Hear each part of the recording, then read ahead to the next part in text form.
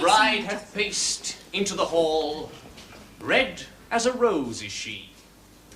Well, not yet she hasn't, but it won't be long now. And there we are. Mr. Henry and his lovely lady have now been joined in holy wedlock. When they arrive, they will stand here to receive their guests. Now, this reception to be a credit to us all. You've had your orders. Is there anyone who does not know what to do? This is your last chance to ask any questions. Do up that button. Mary, my dear. I know this is your first big occasion. Don't get flustered. Just remember what I told you and you'll come through with flying colours. Right, Jeff. Not Jeff. When we're on parade, it is Mr. Deacon. How many times must I tell you? Sorry, Mr. Deacon. That's better.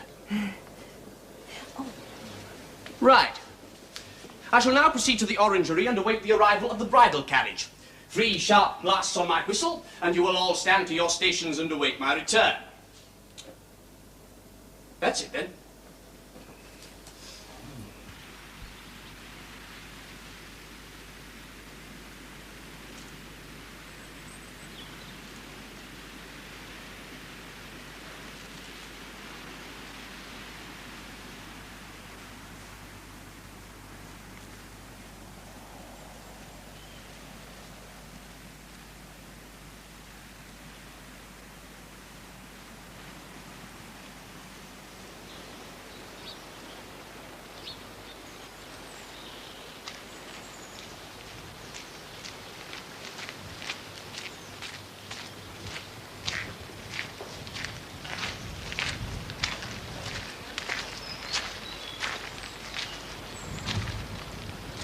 Well,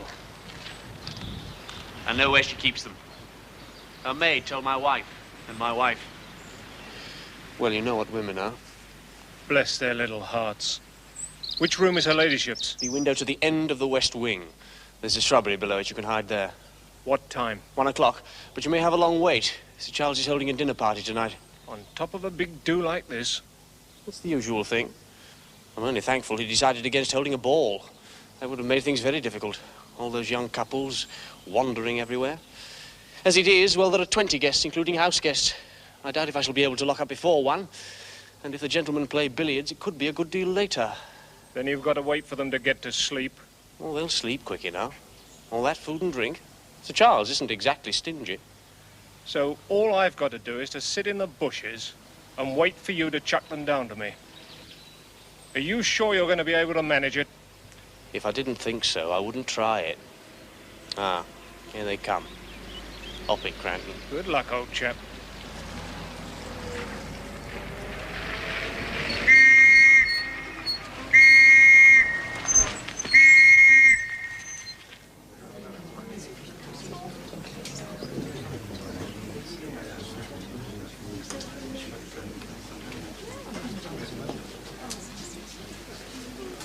My niece's wedding was, of course, a very grand affair. Didn't Isabel look lovely in church? By Jove, yes. Henry Thorpe found himself a winner there, what? Lucky girl, if you ask me. Well, why do you suppose the reception is being held here? Well, Kay Smith's is a little bit far north, where most of your friends live in the south. Nothing to do with it. Her parents haven't a penny to their name. That's why I say she's a lucky girl. But surely, as long as they're both happy... My dear Susan, happiness is a poor investment by any standards. I know my views may be somewhat old-fashioned, but Money should marry into money, or at least by a resounding title. Don't be impertinent, Peter Wimsey. In any case, what are you doing here? You don't know either family. Well, I'm standing in for Gerald. He and Henry were at Eton together. Oh, how is your dear brother? Laid up with a sprained back and feeling very sorry for himself. Oh, I am sorry. Well, it's his own silly fault. I'm sorry, do you mind? There's a meadow at Duke's Den absolutely pitted with rabbit warrens. Gerald has to go charging across it like the Light Brigade. Result? Well, inevitable. Over they both go, a perfect somersault. Luckily, Ajax is all right. Who's Ajax? But he's the horse, of course. And you are more concerned for the horse? Well, he happens to be mine. 4-year-old chestnut, 16 hands. By Ajax here out of Fair Helen. Paid 200 guineas for him at Tassels only last month. Oh, good heavens, he might have broken a leg.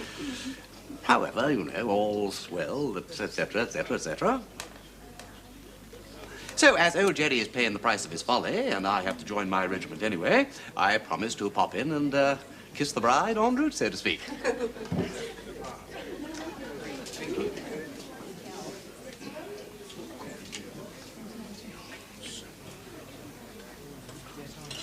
You can start opening the 08 now. They won't notice the difference. Well done, Mrs. Deacon. Well done indeed.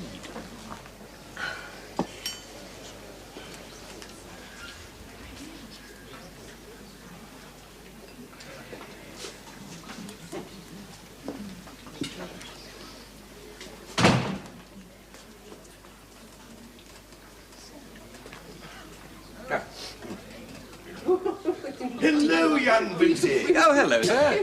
Off to fight for king and country. Oh, that's the style. Hello, pretty Susan.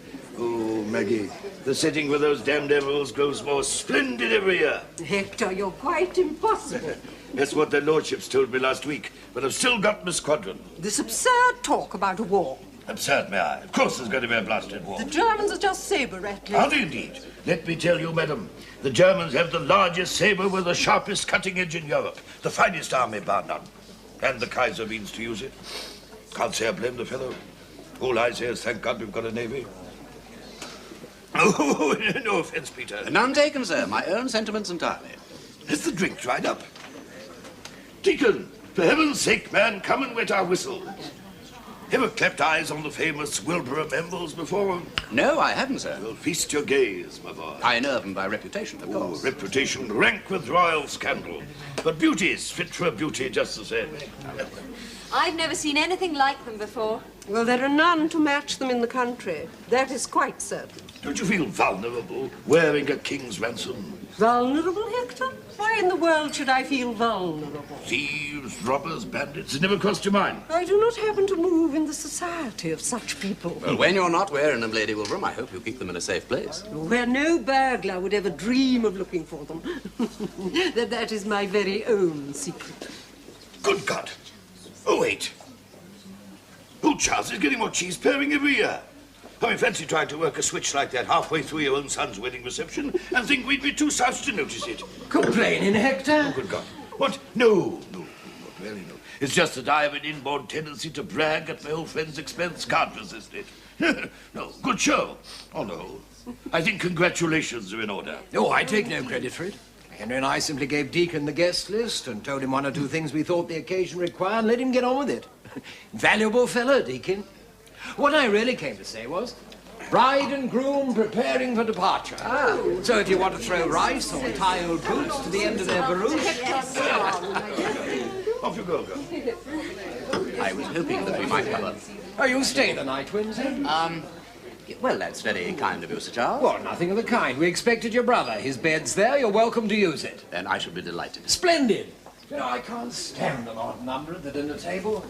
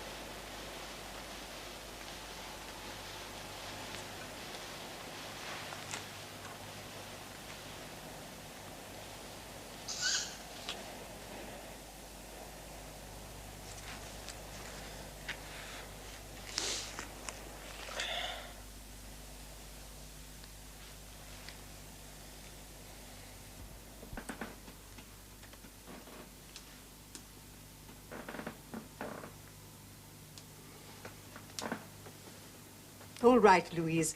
You may go now. Yes, madame.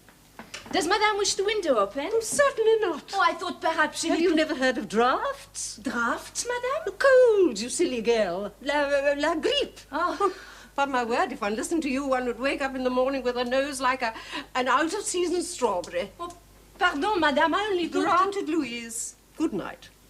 Bonsoir, madame.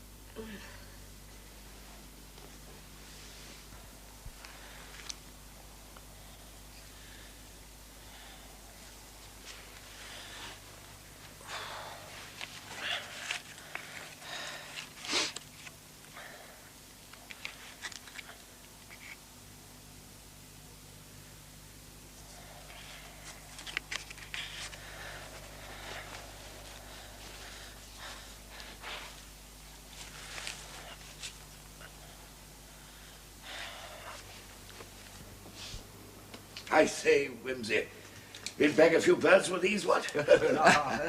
Yes, I suppose I shouldn't be playing with my son's wedding presents. But I couldn't resist showing you those. By Joseph, they're beauties. Nice balance. He's got them at Naismith's in St. James's. And I bet you didn't bear a penny under 500 guineas, what? 750 to be precise. Well, they last him a lifetime, more. But don't go blowing our heads off, Hector. Self-ejecting, of course. Number 3 shot, sir. Will always use number 5 myself. Does less damage to the birds. And Henry, he prefers number 3. Says they're better for high flyers.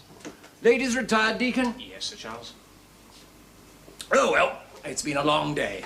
You can start locking up. I'll see to it in here. Very good, Sir Charles. Good night, gentlemen. Good night. Oh, good night, Deacon. Damn good show. Yes, Deacon. Your efforts have not gone unappreciated. Thank you indeed, gentlemen. Ah, another glass of port, Hector. No, not to me, Charles. No. I've had my quota for my liver. I'm away off to my bunk. What about you, Wimsey? No, thank you, sir. I must make an early start. Got to face my CEO, bright-eyed and bushy-tailed. What's that extraordinary machine I saw you driving? It looked just like an anemic banana. Well, there's nothing anemic about it, sir, I assure you. It's a 4-cylinder, overhead camshaft, 16-valve Mercedes. Only 5 of them made. Well, that's a Hun machine, isn't it? I'm afraid so, sir, but he goes like gee whiz. Over 100 on the right bit of road. Well, then you're a menace to life and limb, sir. And you sound patriotic into the bargain. I wouldn't let your colonel catch sight of you in it if I were you. I've been thinking about that, sir. A bit of a facer, what? Young devil. Come on, let's get to our beds. Our host is dropping on his feet. Nothing of the kind. Sure I can't persuade you? Certainly. Then I think I'll persuade myself. Pleasant dreams. Same to you. Thank you, my boy. Good night, sir. It's been a great day. Good night.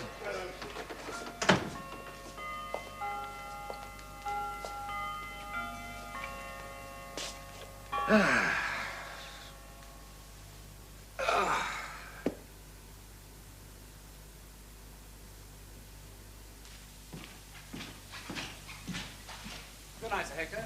Good night, my boy.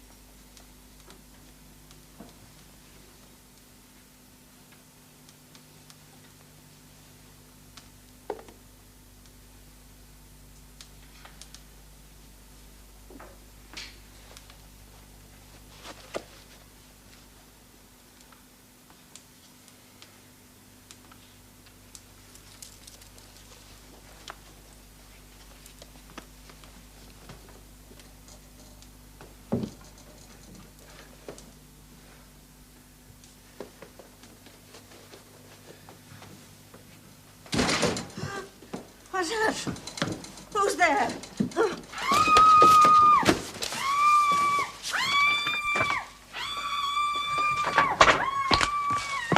For God's sake! No inquest. Get out or we're both done for.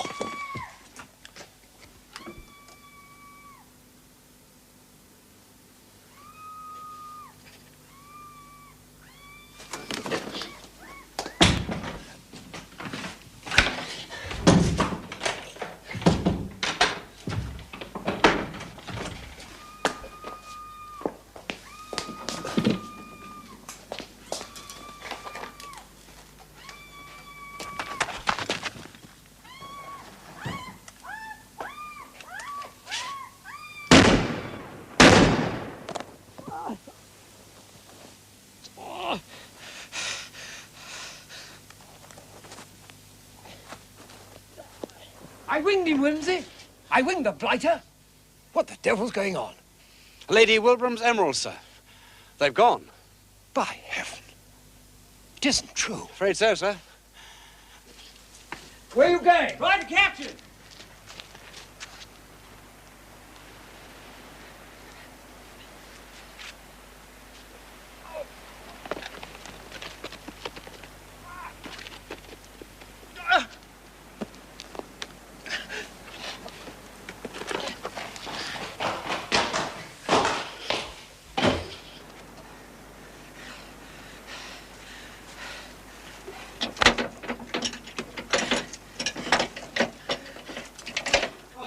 Sound like a gun to me. Now, you girls. No need to panic. What was that, Mr. Deacon? What is it, Mr. Deacon? Big wheeler! Excuse me, madam.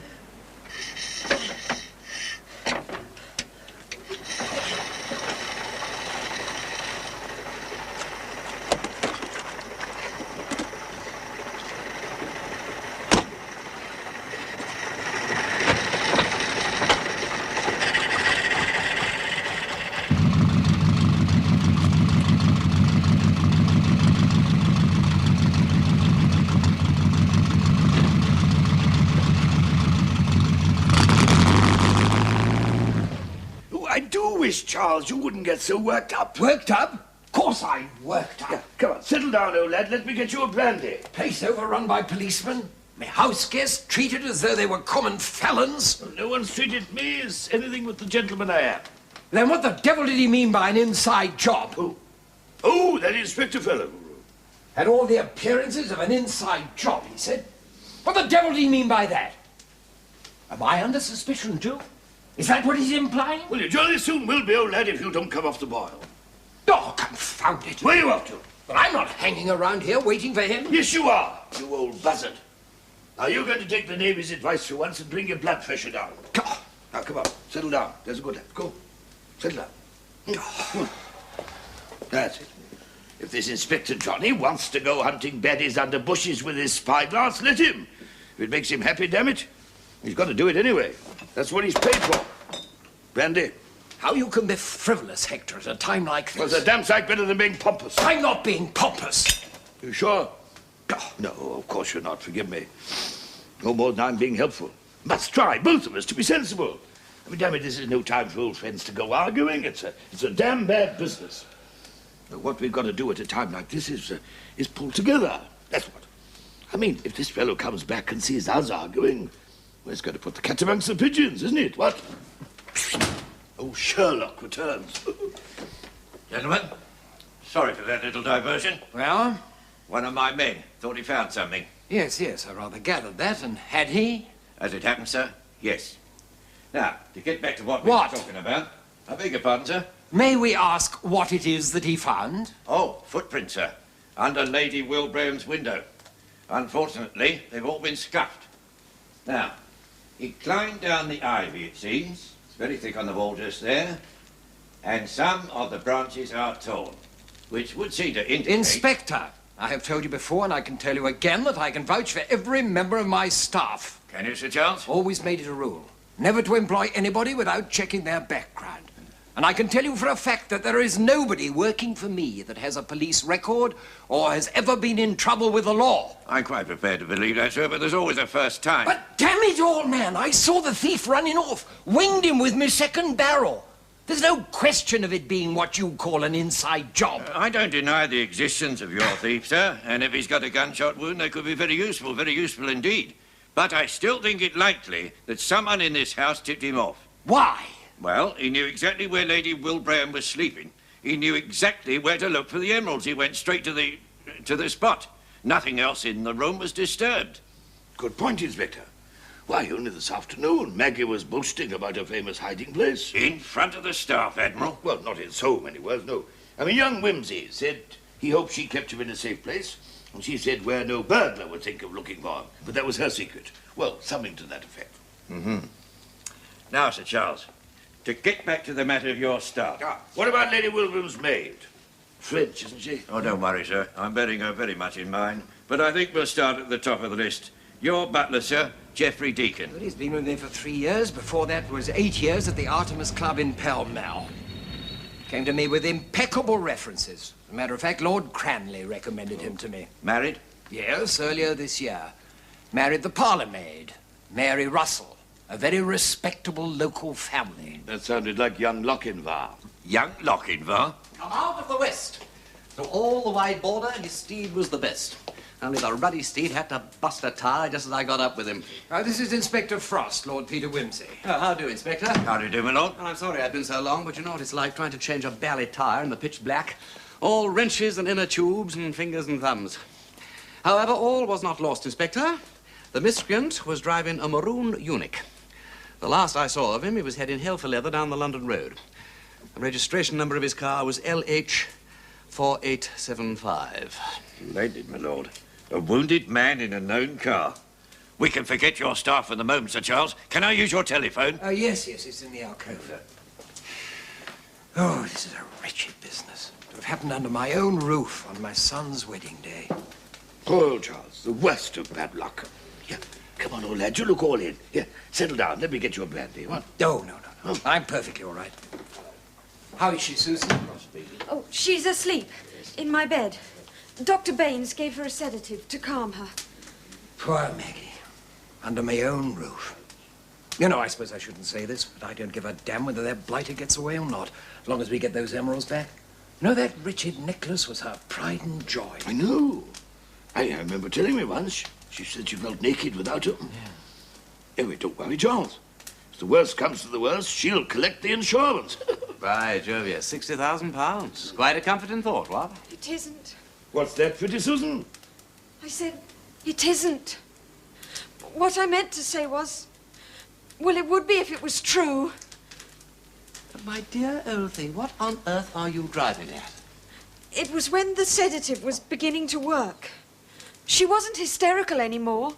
She was quiet and quite lucid. She said she'd let the policy lapse. My God. Sit down, do as you're damn well told. Brandy, Wimsey.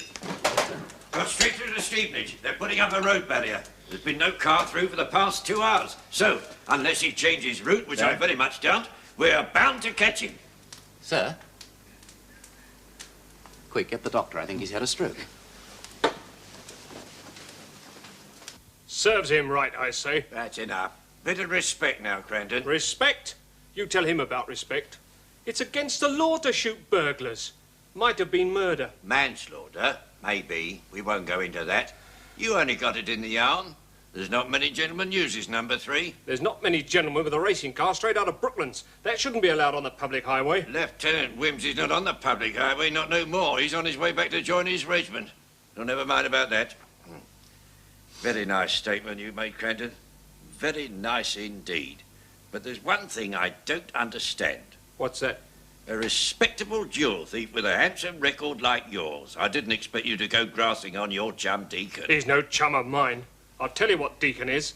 He's a dirty, double-crossing... That's enough, Cranton. I won't tolerate bad language. Oh, my sincere apologies. My feelings got the better of me. Sticks out like a sore thumb, doesn't it? You don't know where those emeralds are, neither do I. That's what you say. Ah, come off it. All your chaps at Stevenage found was the empty jewel case. You could have ditched them en route. Oh, yes. In a ditch, I suppose. Use your loaf, Inspector. I would never have grasped on Deacon if he hadn't double-crossed me. But you know, as well as I do, that he pocketed that necklace and passed me the empty case. Inspector, how long do you reckon I'll get?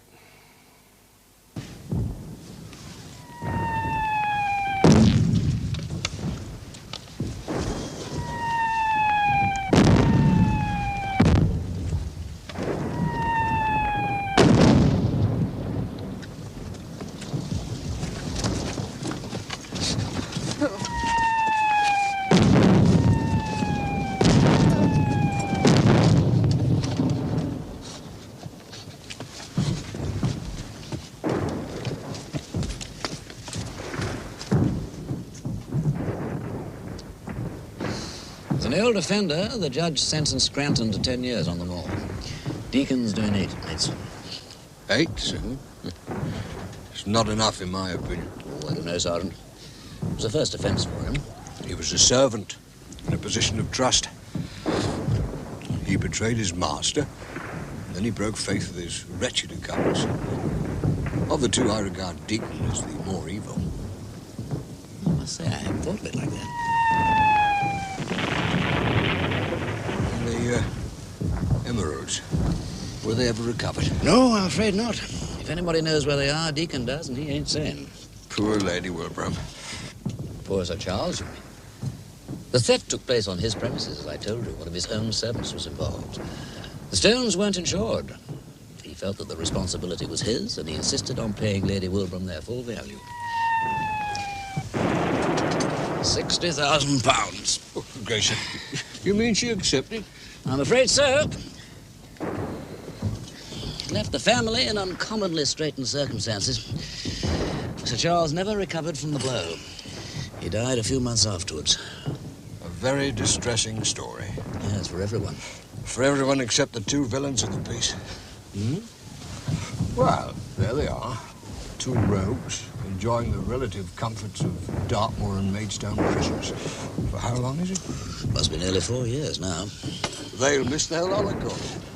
While we are not only existing in conditions of extreme discomfort, but are in constant danger of instant extermination. God willing, not for much longer, old friend. But justice is blind, if you ask me. In more ways than one. Sounds like we're in for another plastering. Better get the last two to us. Very good, sir.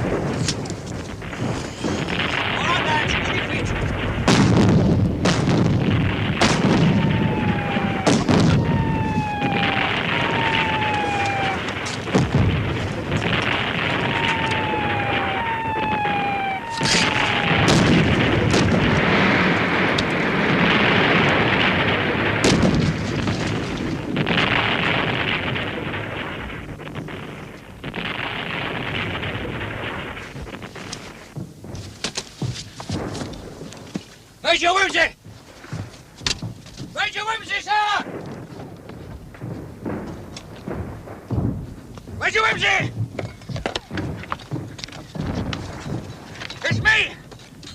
Sergeant Bunker, sir! Come on, give me a hand, somebody!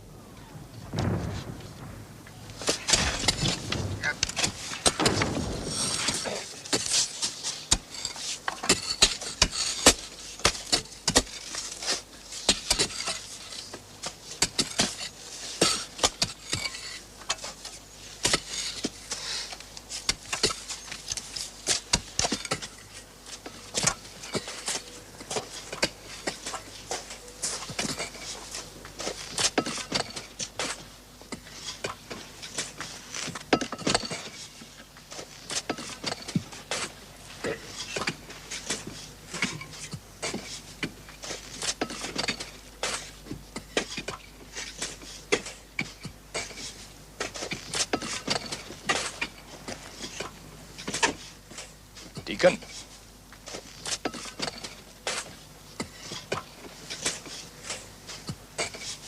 I've been watching you all day, Deacon. Lazy, aren't we, Deacon? Don't like the open air, do we?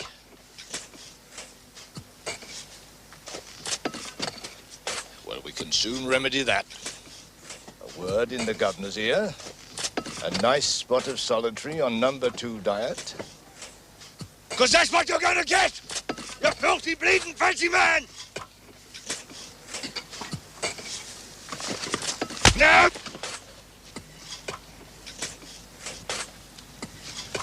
Right, Harry, stop that man! Right, cut him off at the road, you two, over into the woods! Come on, hurry up now, all of you!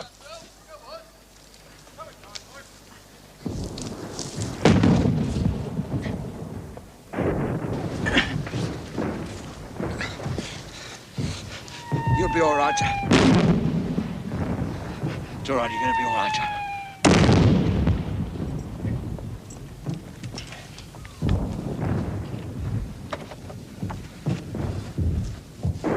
It's going to be all right, isn't it?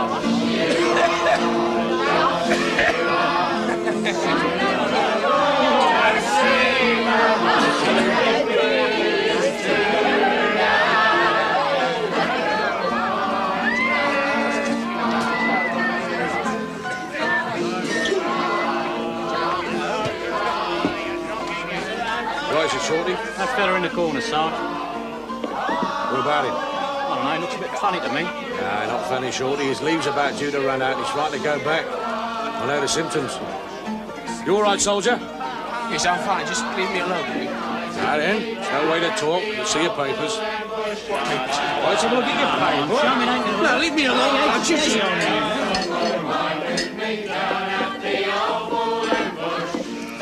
Oh, I see. That's the way it is.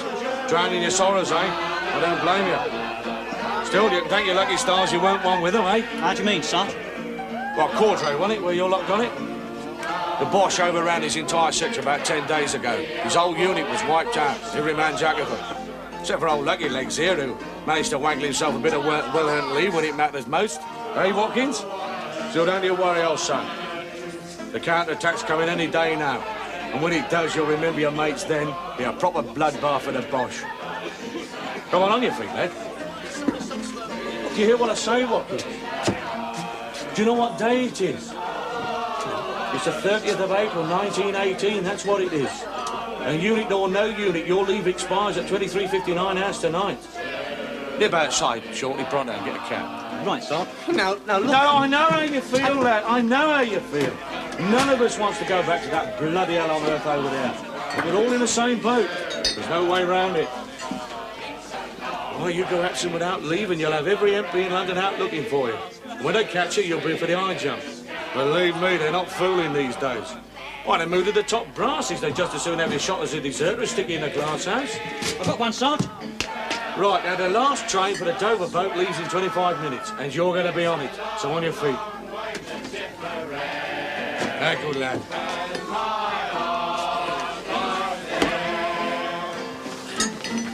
That's it, up with the old kit, mate. Smart yourself up a bit. There you go. What about the soldier's best friend? For God's sake, see he gets on that bleeding train. Don't worry, Sarge. I'll see you back here. Come on, son. Right on.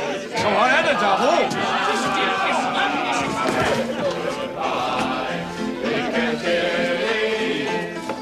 That lad doesn't get himself killed right often, I'm a Dutchman. Well, here's your laughing eyes, girlie, and an end to it all, eh?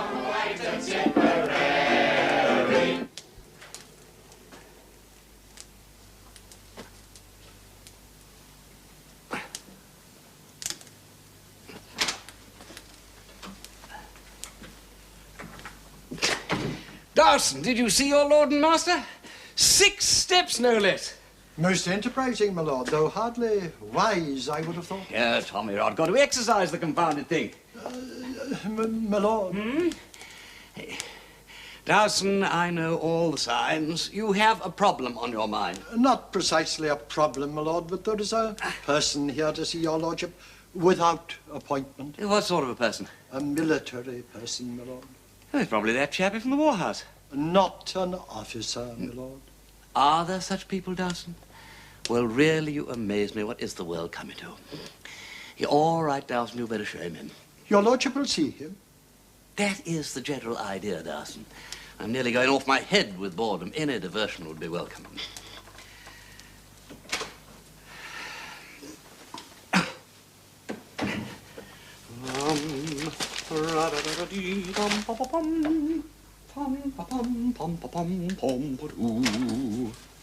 A Sergeant Bunter to see your lordship. Not a Sergeant Bunter, Dawson. The Sergeant Bunter. He saved my miserable hide. Major Wimsey, sir. Sergeant Bunter, but... Oh, steady on this, sir. Whoops. What? Yeah. Oh, steady the buffs. I say, getting a bit too cocky with myself, what? Oh, thank you. Oh, lucky you were there. Well, you're all right, Dawson. That will be all. Thank you. Well. Sorry about your reception, old lad. Poor old boy should have been turned out to grass years ago. Would have been but for this idiot war. Well, come on, Sergeant, take a pew. Let's hear it. How'd you get there? No, look, hang on. Be a good fella. The whiskey's over there. Pour 2 very large ones. The occasion demands it. Hell, a nice way for your host to behave, I must say. And with this gammy leg, once down, can't get up, you understand. So does it? Just a splash, please. Oh, perfect. Thank you. Well, your very best health, Sergeant. And yours, sir. A pleasure to see you looking so well. And the same to you. Well, my dear fellow, come on, sit down. This ain't company office. A great deal pleasanter, if I may say so, sir. Yes, I'm bound to agree. All right, now then, let's hear it. How'd you get your blighty? Well, nothing in the least dramatic, sir. Shrapnel. Beastly stuff. Unpredictable. Quite so, sir. I was one of the lucky ones. Yeah, so was I. You know, Sergeant, I've got a feeling in my bones that our days of the fighting are over and done with. You think so, sir? Mm-hmm. Well, the doctor said I'd be fit in 3 weeks. And the news from the front is hardly encouraging. Oh, the dark before the dawn. I think it's all over by the shouting. I sincerely hope you're right. And if I am, what of the future? Peace. Difficult to imagine, ain't it? You know, things won't be the same as they were before, that's for certain. You know, the funny thing is, I loathe every minute of those stinking trenches. The mud, the smell, the unutterable boredom when you weren't being scared out of your mind. Just give me a heave up, would you, old lad? Sorry. Thank you. Stretch the darn thing. No, that's not the funny thing. What I really meant was, do you know there are things that I'm going to miss? I know what you mean, sir. I shall miss our partnership, Sergeant. It's been a damn good partnership.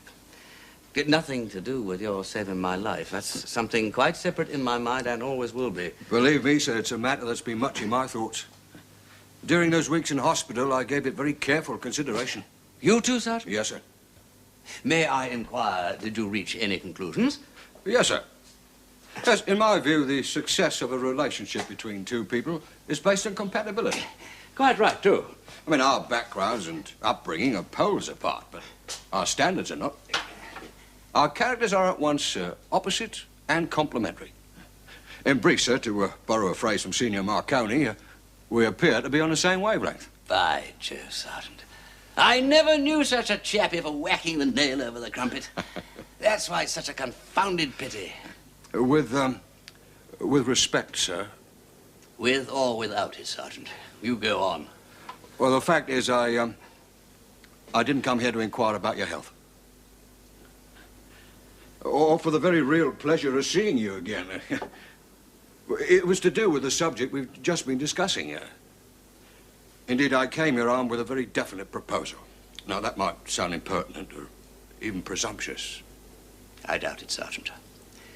I doubt it very much. What is your definite proposal? Well, I'll rephrase that, sir. It's a request. All right, then, a request. In the event of Mr. Dawson retiring from your service, sir, I would wish to be considered as his replacement.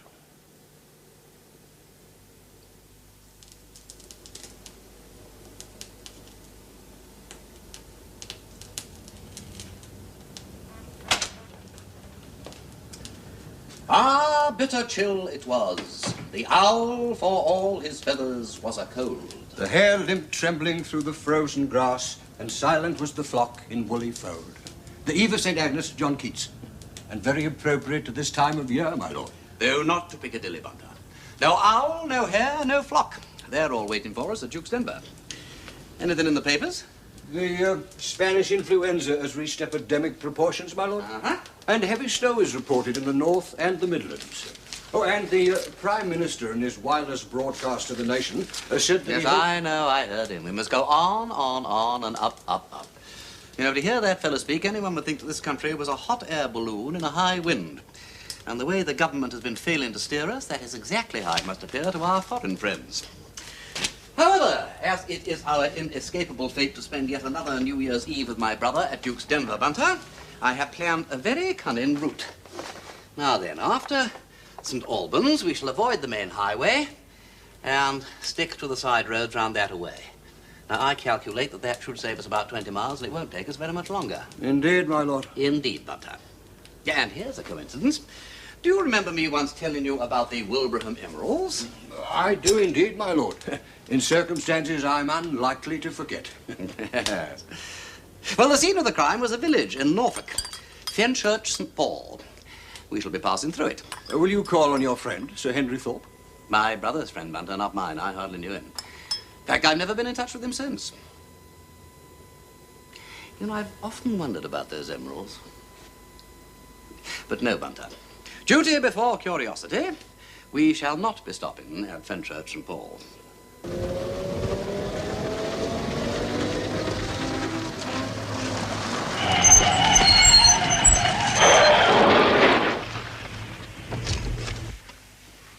You all right, Bunter?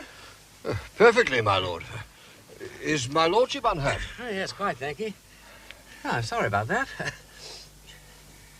Where do you think we are? Well, it's very hard to say, my lord. Well, my map reading went with the light, and the torch was insufficient. Damn humpback bridge. Didn't see it. Ah, blessed bells. Can't be far from civilization. Ah.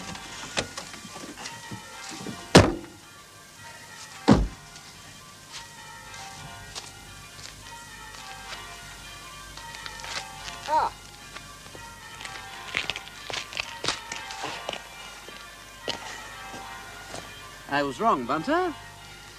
We shall be stopping at Fenchurch St. Paul.